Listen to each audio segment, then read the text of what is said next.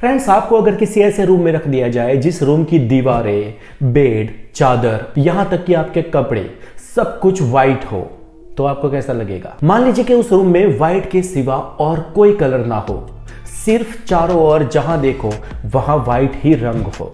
इसके साथ ही ये रूम बहुत ही साइलेंट हो, यहां पर बस आपको आपके दिमाग की ही आवाज सुनाई देती हो, तो आपको कैसा लगेगा? फ्रेंड, शायद आप ये सोचेंगे कि इसमें बड़ी बात क्या है, व्हाइट पीसफुल कलर है और वहां पर शांति है, तो उस रूम में रहने में हर्ज क्या है?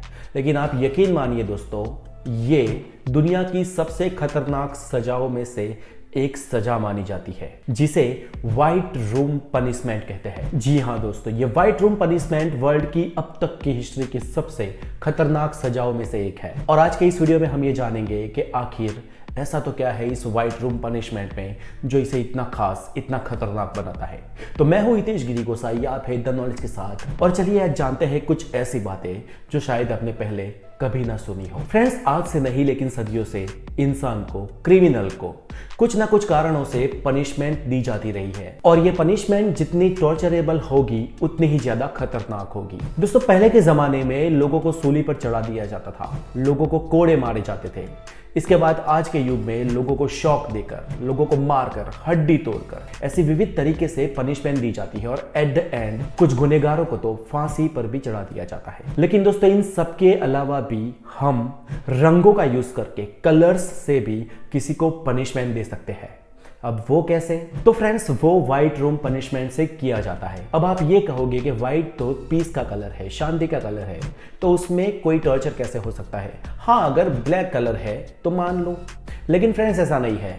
ब्लैक कलर से ज्यादा खतरनाक पनिशमेंट के हिसाब से व्हाइट कलर है। अगर किसी इंसान को ऐसी जगह पर छोड़ दिया जाए जहां पर व्हाइट के सिवाय कोई भी कलर ना हो, वहां पर पड़ने वाला प्रकाश बहुत ज्यादा रिफ्लेक्ट होता हो, चारों ओर सिर्फ उजाला ही उजाला हो, तो वो सबसे खतरनाक पनिशमेंट बन जाएगी। फ्रेंड्स, कई सारे क्रिमिनल्स ऐसे होते हैं दुनिया में जो इतने डीट होते हैं कि किसी भी तरीके से टूटते नहीं है। इन लोगों को कितना भी मारो, कितना भी टॉर्चर करो, ये लोग हर चीज को बर्दाश्त कर जाते हैं, क्योंकि उन्होंने इस चीज की बाकायदा ट्रेनिंग ली होती है, उन्होंने ये चीज सीखी होती है कि इन सब से कैसे मुकाबला करना है। लेकिन फ्रेंड्स, ऐसे गुनहगारों को, ऐसे क्रिमिनल्स को ये कलर्स का उपयोग करके पनिशमेंट दी जाती है, और उनमें से ही एक है व्हाइट रूम पनिशमेंट। अब फ्रेंड्स, ये व्हाइट रूम टॉर्चर है, वहां पर किसी भी कैदी को पूरे एक व्हाइट रूम में रख दिया जाता है, जहां पर कपड़े, पहनने की चीजें, ओढ़ने की चीजें, सोने की चीजें, सब कुछ, एवरीथिंग व्हाइट होता है। व्हाइट के सिवा आप वहां पर अपने शरीर के रंग को छोड़कर और कोई रंग देख ही नहीं सकते हो। इवन फूड भी व्हाइट परोसा जाता है, जैसे कि चावल, मिल्क और जो भी व्हाइट फूड है। अब आप ये सोचेंगे कि अगर चारों ओर व्हाइट चीजें हैं तो ये सिर्फ व्हाइट रंग किसी कैदी को तोड़ कैसे सकता है? अगर वो कैदी पुलिस के या किसी के टॉर्चर या मार खाने जैसे टॉर्चर से भी अपनी बात नहीं बताया है, तो वो कलर की इस पनिशमेंट से कैसे चीजें उगल देगा? अब दोस्तों, ऐसा होता है एक्सट्रीम सेंसरी डिप्रीवेशन के कारण। दोस्तों, वहां पर कैदी हेलुसिनेट करने लगते हैं, उन्हें विविध चीजें दिखाई देने लगती है, वो मेंटली इतने ब्रेक डाउन हो जाते हैं कि वो समझ ही नहीं पाते कि रियलिटी क्या है और कल्पना क्या है। कुछ देर के लिए भी अगर आप एंटायरली व्हाइट रूम में चले जाओ तो आपको थोड़ा बेचैनी महसूस होने लगेगी, लेकिन जब कैदी को उसमें हमेशा के लिए सतत रखा जाता है तो आप सोच सकते हो वहां पर क्या हो सकता है। और वहां पर यह सिर्फ व्हाइट रंग ही खतरनाक चीज नहीं होती, इसके साथ होता है एक्सट्रीम साइलेंस।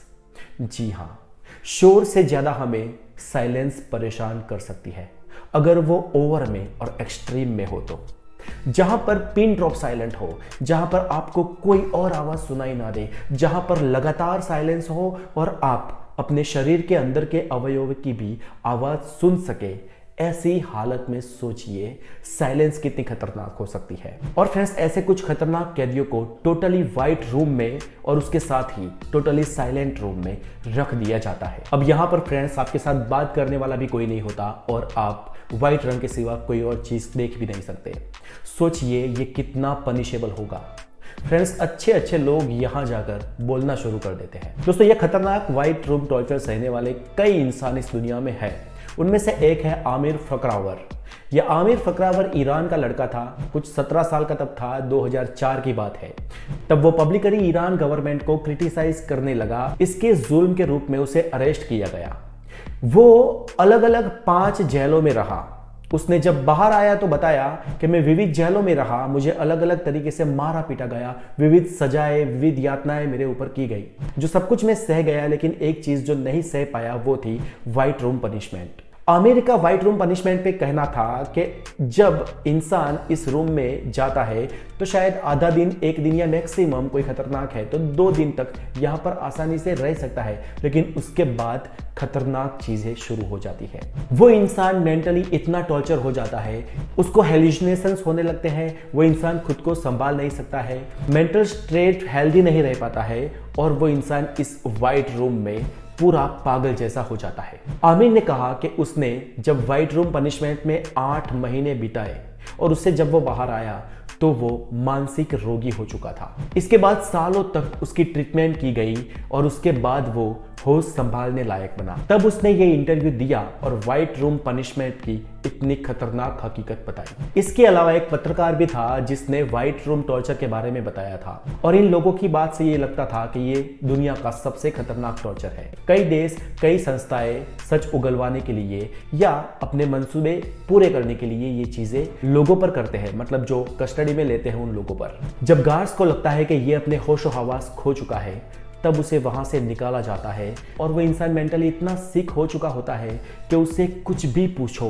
वो तोते की तरह बता देता है। दोस्तों, अनऑफिशियल लोगों के बारे में तो किसी को पता नहीं है, लेकिन कुछ ऑफिशियली लोग हैं जो इस व्हाइट रूम में होकर आए हैं और जो भी यहाँ पर होकर आए हैं, लंबा समय गुजार कर आए हैं। उनके बारे में जब जांच पड़ताल की गई तो यही सामने आया कि जो भी लोग व्हाइट रूम टॉर्चर सह के आए हैं वो पहले जैसे कभी नहीं रहे और ये टॉर्चर वहां से बाहर आने के बाद भी जीवन भर आपको टॉर्चर करता रहता है। तो फ्रेंड्स, अब आप बताइए कि आप अगर कंपटीशन के तौर पर ही मान लो कि व्हाइट रूम में रहने की बात आए तो आप कितनी देर तक व्हाइट रूम में रह सकते हो?